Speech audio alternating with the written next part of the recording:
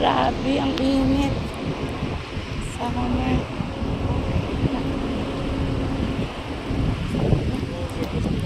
At susundo tayo ng bata yun. So, grabe yung init. So, June, start pa lang ng summer ha. Ang pinaka-summer is July and August. Yan yung talagang matindi. Kaya ngayon pa lang nagbababala na sila na we need to aware kasi sobrang init. So, ngayon nga sobrang init na, how much more next month and the other month. So, sa atin naman is tag-ulan pagka July, August, di ba? Sa iba naman, siguro spring, iba naman is winter, gano'n. Dito is talagang summer po. Sobrang init, Kaya ingat-ingat. So, maramdaman mo yung simoy nung init na dadampi sa mukha na mainit. Yan. So, kailangan mga sunblock, magsombrero ka, sobrang init.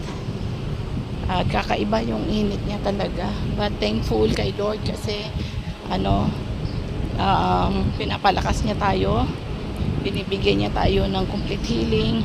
Bagamat minsan talaga yan yung para kang namamaos, inuubo, para minsan masakit yung ulo mo, talagang kakaiba, sa araw talagang grabe yung ubo ko, yung sipon. But thankful kay Lord na pinagaling niya. So kailangan may gamot din, kailangan more water, vitamins, so ayan.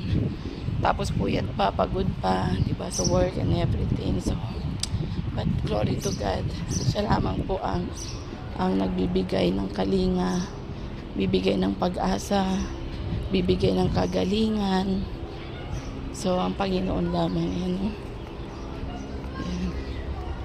So, wala talaga imposible sa ating Panginoon. So, keep on praying. Yan. So, pag-pray nyo din kaming mga nandito sa Middle East. Siyempre, pa natin alam kung ano mga nangyayari din dito. Pag-pray nyo mga all OFWs, mga amo, mga bata. So, ipanalangin nyo po kami. Okay? So, muli, maraming salamat. And shalom, shalom. Yan, God bless you all. So, bye for now.